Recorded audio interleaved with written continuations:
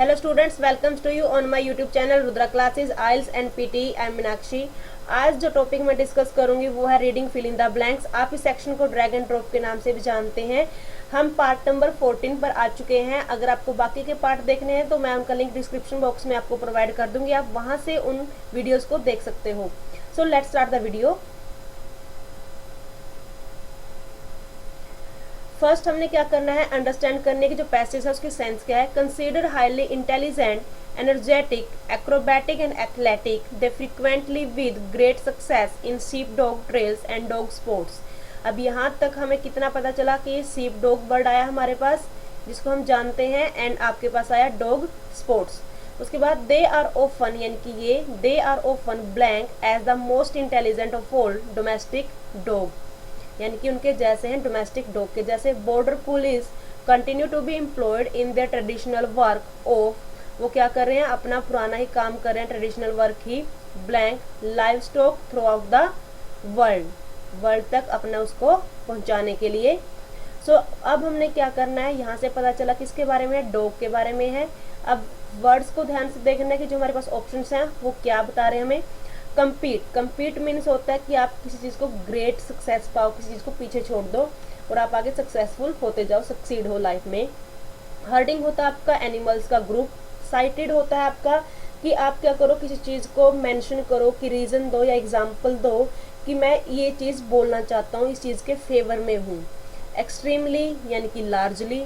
Compel आपका होता है किसी चीज़ को फोर्सफुली वहाँ से धकेल देना। हार्बरिंग आपका होता है कि आप क्या करो, कोई चीज़ को कंटेन करके रखो और उसको डेवलप होने के लिए अलाउ करो, उसको डेवलप होते हुए चलते जाओ। साइटेड यानी किसी चीज़ को देखना, आपका आंखों से देखना। बेयरली होता है किसी चीज़ को पाना लेकिन विद मोस्ट डिफिकल्टी के साथ, मोर डिफिकल्टी के साथ। सो अब यहाँ पर फिलर्स देखते हैं कि हमारे कैसे फिल होंगे।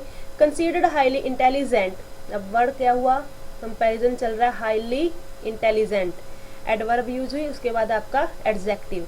ब्लैंक एनर्जेटिक यानी कि एनर्जी है उसमें। एक्रोबैटिक मूव कर सकता है वो अपनी बॉडी को। एंड एथलेटिक यानी कि बहुत स्पीड से रेस वगैरह लगाता है, ये आपकी सारी चीज़ें होंगी वो एथलेटिक में आएंगी।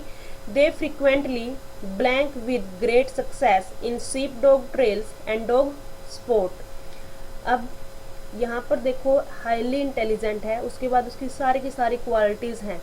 सो उन क्वालिटीज़ को कौन एनहांस करता है, आपका एडवर्ब। अब ऑप्शन में हमारे पास एडवर्ब कौन सी हैं, एलवाई वाली आपकी एडवर्ब होंगी। फर्स्ट एक हमें मिला है एक्सट्रीमली, एक मिला है बेयरली।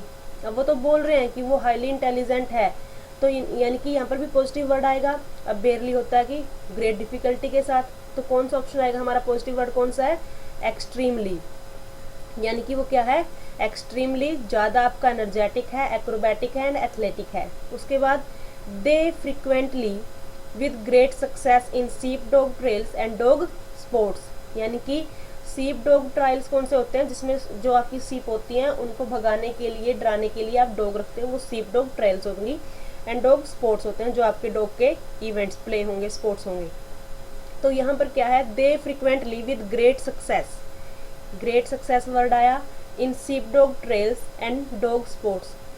दे आर ऑफन एथलेटिक हैं और फ्रिक्वेंटली क्या करेंगे, वो ग्रेट सक्सेस में क्या करेंगे, वो सक्सेस पाएंगे, आगे compete करेंगे एक दूसरे के साथ। सो कौन सा वर्ड है यहाँ पर हमारे पास दिया हुआ है, compete, यानी कि बाकी सब क्या है, हर्डिंग, झुंड है, दे फ्रिक्वेंटली हर्डिंग, ग्रुप बनाएंगे नहीं।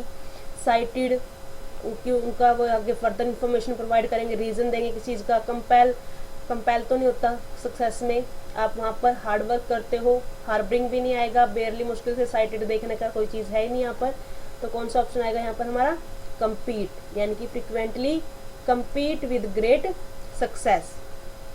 They are often blank as the most intelligent of all domestic dogs. अब देखो यहाँ पर यूज हुआ they are often, अब as the most intelligent of all domestic dogs, यानी कि हम क्या कर रहे हैं, एग्जाम्पल दे रहे हैं। As the most intelligent of all domestic dog में से क्या होते हैं, जो शीप डॉग वगैरह होते हैं वो हमारे इंटेलिजेंट होते हैं।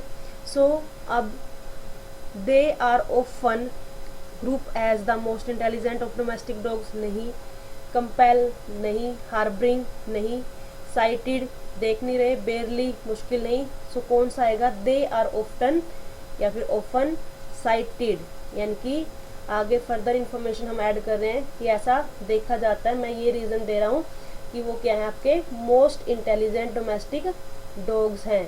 सो यहाँ से हमारे पास कौन सा ऑप्शन आएगा, साइटेड।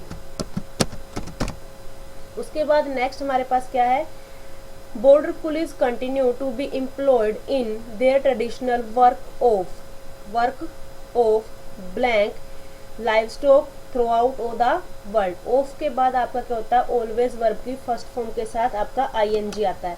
सो इसमें हमारे पास आईएनजी वाले कौन कौन से ऑप्शन हैं, एक है हर्डिंग और एक है हार्बरिंग। अब हार्बरिंग की तो कोई चीज़ सेंस आई नहीं कि हम उसको होल्ड रखें, उसको डेवलप करें, ये तो बात चल रही है कि थ्रू आउट द वर्ल्ड उसको क्या कर रहे हो आप, आगे पास आउट कर रहे हो।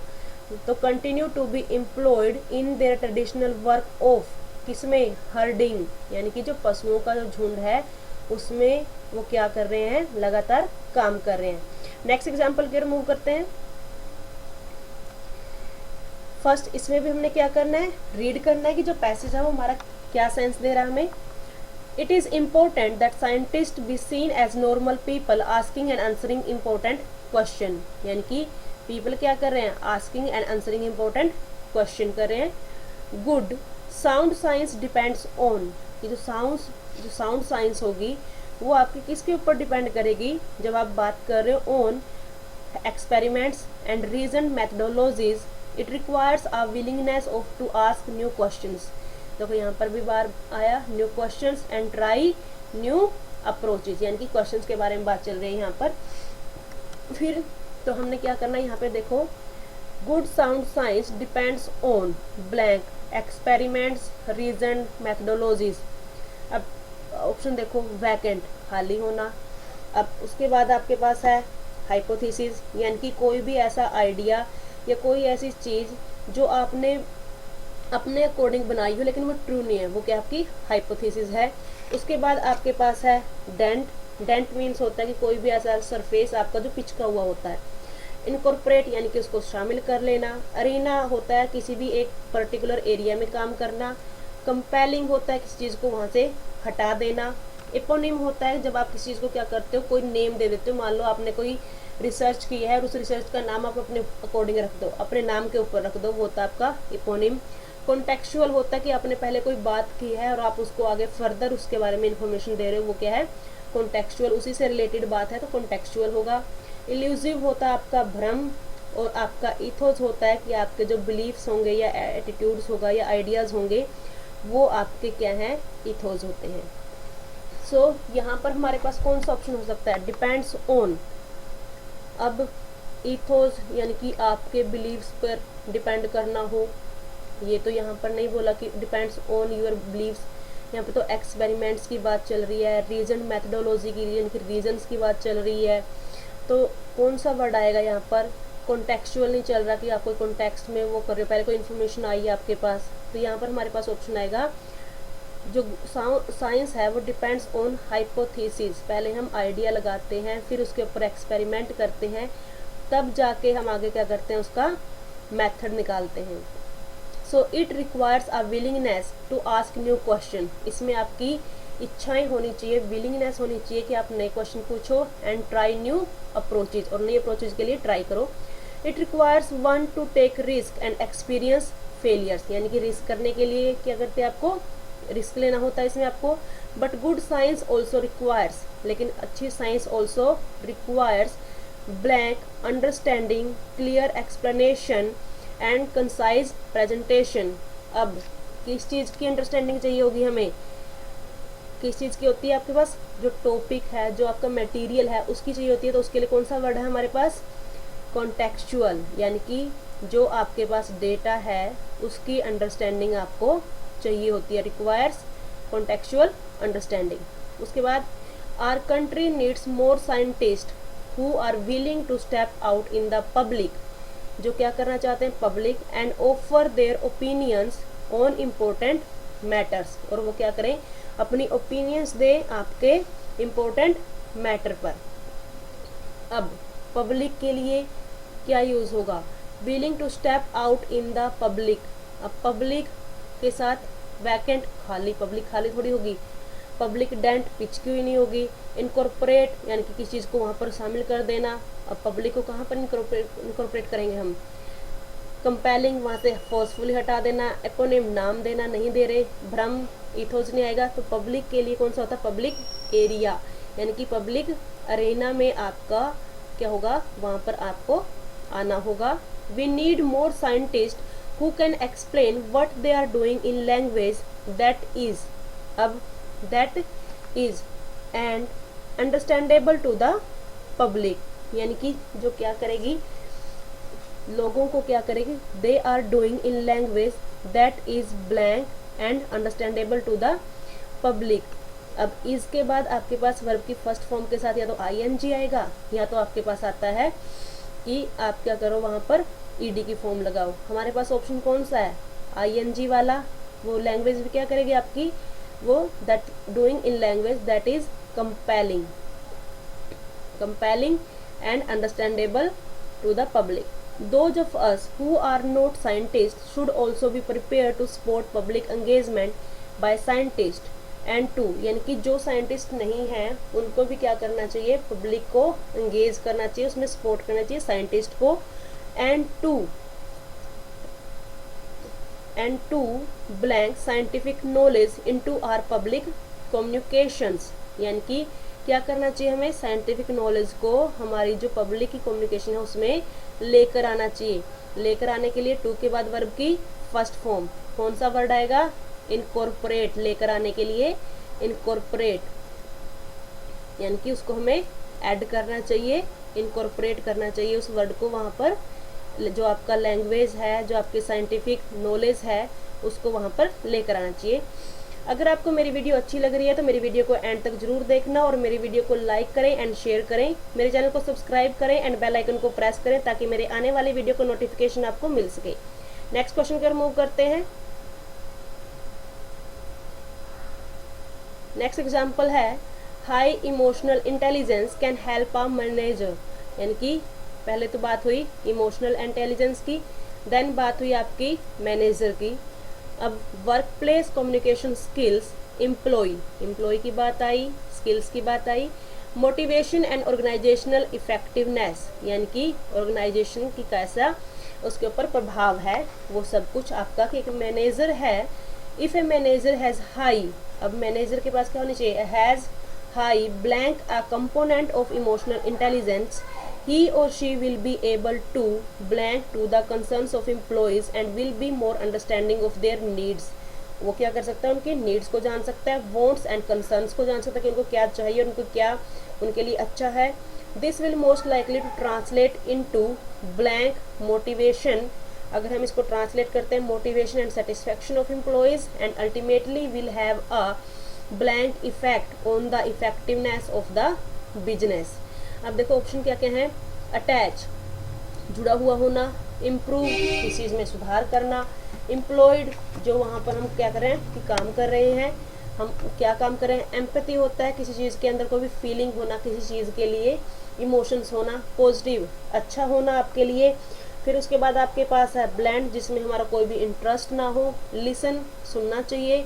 डिटरमाइनर होता है कि आप क्या करो, पहले बताओ कि कोई चीज़ है, ये इसको आगे इंफॉर्मेशन प्रोवाइड कर रही है कि ये चीज़ कैसे काम करेगी। इंक्रीज्ड होता है आपका बढ़ता हुआ। सो सबसे पहले यहाँ पर देखो लास्ट में ultimately will have a blank effect on the effectiveness of the business. अब इफेक्ट कौन कौन से होते हैं यहाँ पर बिल्कुल भी हमने सोचना ही नहीं। इफेक्ट कौन से होते हैं? या तो पॉजिटिव इफेक्ट होते हैं, तो नेगेटिव। अब ऑप्शन में हमें क्या मिला हुआ है? पॉजिटिव, तो बिना सोचे समझे यहाँ पर क्या लगा दो? पॉजिटिव। अगर नेगेटिव होता साथ में तो हमें सेंस को फाइंड आउट करना होता है, लेकिन यहाँ पर हमारे पास एक ही है जो इफेक्ट से रिलेटेड है। ये आपको कोलोकेशन वीडियोस को देखने से पता चलेगा कि कहाँ पर कौन सा वर्ड आपका कोलोकेट कर रहा है, कहाँ पर किसकी क्या लोकेशन है। यहाँ पर क्या है? High emotional intelligence can help a manager blank work place communication skills. अब हेल्प करेगी मैनेजर की क्या चीज़ करने में? अटैच करने में, इम्प्रूव करने में, या तो फिर एम्प्लॉयड। एम्पैथी नहीं है। ब्लैंड, वो कोई चीज़ को वो नहीं करेगी, इंटरेस्टेड नहीं होगी। लिसन, अब listen, work place communication skills की तो बात यहाँ पर आ ही गई है। फिर डिटरमाइनर नहीं होगा, इंक्रीज यानी कि can help a manager improve work place, improve करने में हेल्प करेंगी। अगर कोई वहाँ पर प्रॉब्लम हुई तो इनको इम्प्रूव करने में हेल्प करती हैं आपकी इमोशनल इंटेलिजेंस। उसके बाद है if a manager has high blank a key component of emotional intelligence. अब अगर मैनेजर के पास क्या है तो वो क्या करेगा, हाई कंपोनेंट है इमोशनल इंटेलिजेंस का। अब क्या होना चाहिए उसके पास कि वो क्या करे, उनको जाने, अटैच, जुड़ा हुआ, हाई अटैच, किसके साथ अटैच होगा वो, उसके पास होनी चाहिए हैज हाई एम्पैथी, यानी कि वो क्या हो, लोगों को समझने वाला हो, उनके साथ कंसर्न्स दिखाने वाला हो, उनको समझे कि वो क्या किस टाइम क्या फील कर रहे हैं, एम्पैथी वाला होना चाहिए। He or she will be able to blank to the concerns of employees and will be more understanding of their needs, wants and concerns। अब उसको कैसा होना चाहिए कि वो क्या करे, टू के बाद वर्ब की फर्स्ट फॉर्म आएगी, ये भी क्लियर है। To attach to the concern, क्या वो हर एक की फीलिंग के साथ अटैच हो सकता है, उसको कैसा होना चाहिए, to listen to the concern, यानी कि उसको हर किसी की बात क्या करनी चाहिए, सुननी चाहिए एम्प्लॉय की, उसको अंडरस्टैंड करना चाहिए उनके नीड्स को, वांट्स को, कंसर्न्स को। This will most likely to translate into motivation and satisfaction of employed and ultimately motivation and satisfaction of employees. अब किस में ट्रांसलेट करें, into attach motivation, into employed motivation and satisfaction of employees. यहाँ तो आ ही गया कि employees की बात चल रही है, उनकी मोटिवेशन की बात चल रही है। ब्लेंड नहीं आएगा, डिटरमाइनर नहीं, तो कौन सा ऑप्शन बचा हमारा पास, इनटू इंक्रीज्ड, यानी कि उनके लिए क्या करना चाहिए, उनको मोटिवेट करना चाहिए, उनको सेटिस्फैक्शन को बढ़ाना चाहिए। नेक्स्ट क्वेश्चन पर मूव करते हैं। सो इस क्वेश्चन में क्या है, Montego Bay is the second largest city in Jamaica by area and the third by population. यानी कि मोंटेगो बे की बात है, वो क्या है, सबसे लार्जेस्ट सिटी है, सेकेंड लार्जेस्ट सिटी है जमैका में से और थर्ड पॉपुलेशन से।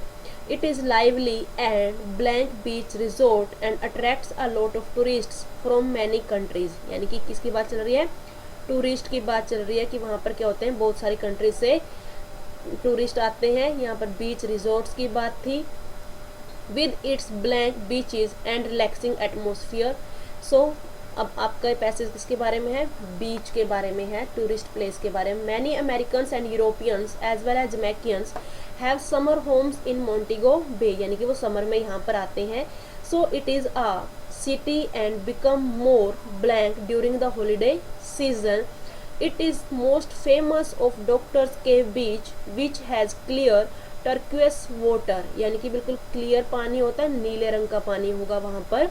सो अब यहाँ पर देखो, Montego Bay is second largest city in Jamaica bay area and the third by population. It is lively, अब क्या आया वो कि लाइवली है, एक पॉजिटिव वर्ड आया कि अच्छी है, शानदार है।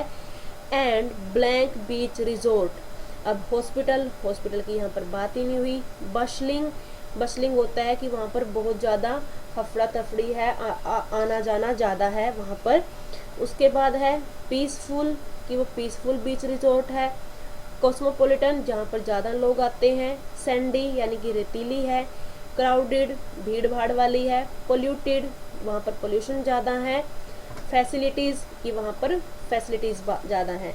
सो जब भी आपके पास क्या है, यहाँ पर आया है it is lively and blank beach resort and attracts a lot beach resort, यानी कि वहाँ पर बहुत सारे क्या है, बीच के पर रिजोर्ट बने हुए हैं जो अट्रैक्ट करते हैं लॉट ऑफ टूरिज्म को from many countries with its blank beaches and relaxing atmosphere. अब रिलैक्सिंग एटमोसफियर आया है, तो रिलैक्सिंग के लिए कौन सा एटमोसफियर होता है हमारा, बसलिंग वाला नहीं होगा, हॉस्पिटल नहीं होगा, फैसिलिटीज़ की बात नहीं है, कॉस्मोपॉलिटन नहीं आएगा, सैंडी क्राउडेड नहीं आएगा। कौन सा होता है हमारा एटमोसफियर, रिलैक्सिंग, पीसफुल, या जहाँ पर क्या हो, हमारे पास शांति हो। तो पीसफुल इन्वायरमेंट के लिए हम क्या करेंगे यहाँ पर कि वो क्या आएगा, पीसफुल रिलैक्सिंग एटमोसफियर होगा। अब many countries with its blank beaches and peaceful, अब बीचेज के ऊपर क्या मिलता है हमें, कंट्रीज क्यों फेमस होती हैं वहाँ पर, क्या क्या चीज़ होगी ऐसा बीचेस के ऊपर जिसकी वजह से वो फेमस होते हैं, विद इट्स फैसिलिटीज़, कि वहाँ पर क्या क्या फैसिलिटीज़ बीचेस हैं। नहीं, बीचेस कैसे होते हैं हमारी, सैंडी बीचेस, क्योंकि बीच के ऊपर हमारे पास सैंड होता है वहाँ पर, विद इट्स सैंडी बीचेस, क्योंकि पॉजिटिव वर्ड्स यूज हो। यहाँ पर भी सैंडी बीचेस, इनके लिए एडजेक्टिव आएगा, एडवर्ब आई थी। यहाँ पर रिलैक्सिंग एटमॉस्फेयर के लिए आपके पास। फिर many Americans and Europeans as well as Jamaicans have summer homes in Montego Bay, so it is a city. अब कौन सी सिटी होगी, क्योंकि वहाँ पर बहुत सारे लोग होंगे, यानी कि वहाँ पर बहुत सारे लोग आने से वो क्या हो जाएगी, सिटी के लिए आप नाउन यूज करोगे तो कौन सी होगी, कॉस्मोपोलिटन। कॉस्मोपोलिटन यानी कि जहाँ पर ज़्यादा पब्लिक आती है।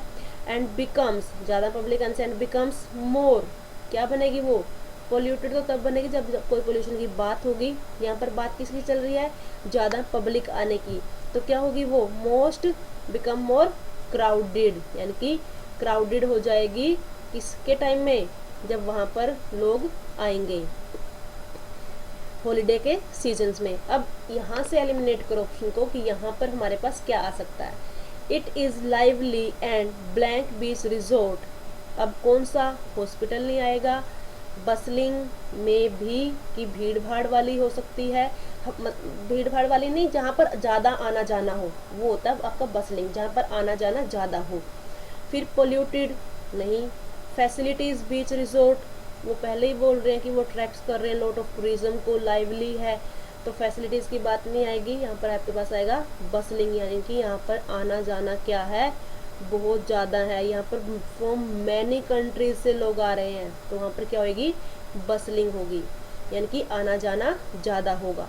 नेक्स्ट एग्जाम्पल की ओर मूव करते हैं। आज का लास्ट एग्जाम्पल होगा the poem the road not taken by Robert Frost is about, यानी कि पोइम है द रोड नोट टेकन, कि कौन सा रोड नहीं लेना चाहिए, बाय रॉबर्ट फ्रॉस्ट से, is about the blank that one make in life, ये किसके बारे में है, that one make in life, कि वो अपनी लाइफ में करते हैं। It tells about a man who comes to a blank in the road he is travelling upon, यानी कि उसके रास्ते में कुछ आया लेकिन वो रोड पर क्या कर रहा है, ट्रैवल कर रहा है। He feels that he cannot travel paths as he must choose one।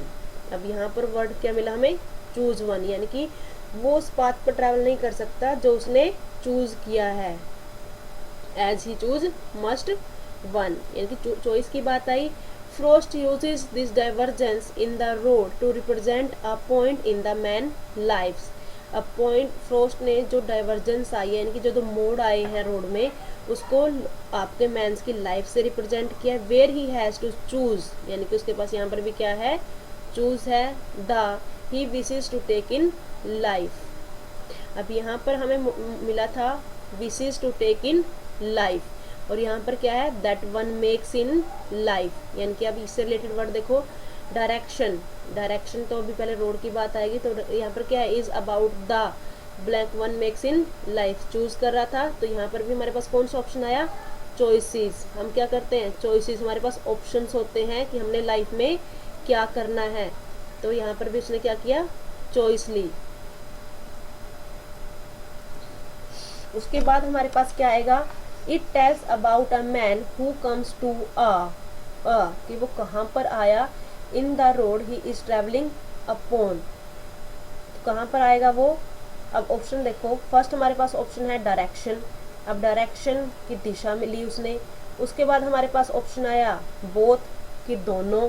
Four is होता है हमारा कि हम आगे फ्यूचर के बारे में देख सकें, आगे के बारे में बता सकें कि आगे ऐसा हो सकता है। ईच यानी कि एक।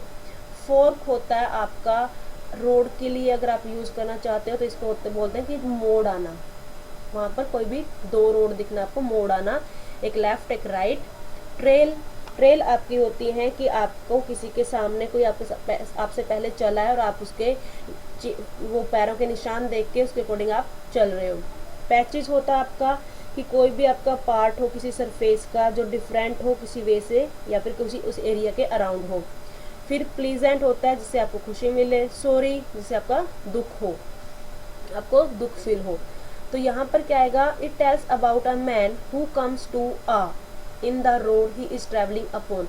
अब रोड के बीच में क्या आया होगा आपके पास, मोड़ आया होगा, क्योंकि he feels that the can not travel paths. अब वो यानी कि यहाँ पर देखो पाथ्स आया, यानी कि उसके पास ऑप्शंस आए थे and he must choose one, और उसने वन लिया था।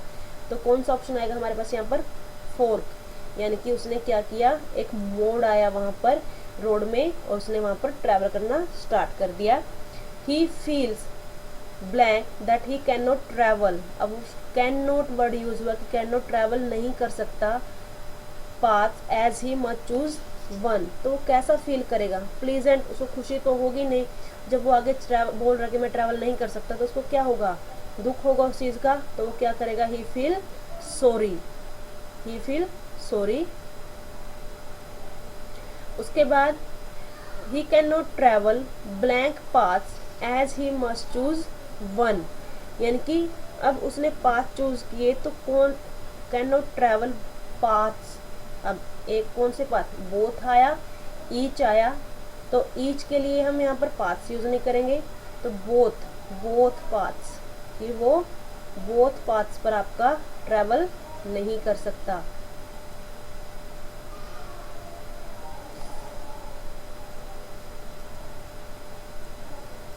उसके बाद देखो, Frost uses this divergence in the road to represent a point in the man's life, यानी कि वो क्या कर रहा है, मैन्स की लाइफ से इसको रिलेट कर रहा है। Where he has to choose the, जहाँ पर उसको भी क्या करना पड़ता है, choose the blank he wishes to take in life.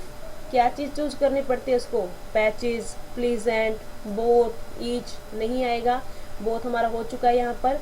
तो उसको क्या चूज करनी पड़ती है, डायरेक्शन, यानी कि एक दिशा चूज करनी पड़ती है कि मैं किस ओर मूव करूँगा लाइफ में। ऐसे आपके बिल्कुल इजी क्वेश्चन थे, ये भी रिसेंटली एग्जाम्स में आए हुए क्वेश्चंस हैं, बिल्कुल इजी क्वेश्चंस हैं, तो आपको उनकी प्रैक्टिस करते रहना चाहिए। और अगर आपको मेरी वीडियो अच्छी लगी हो तो मेरी वीडियो को लाइक करें एंड शेयर करें, मेरे चैनल को सब्सक्राइब करें एंड बेल आइकन को प्रेस करना ना भूलें, ताकि मेरी आने वाली वीडियो को नोटिफिकेशन आपको मिल सके। Thanks for watching.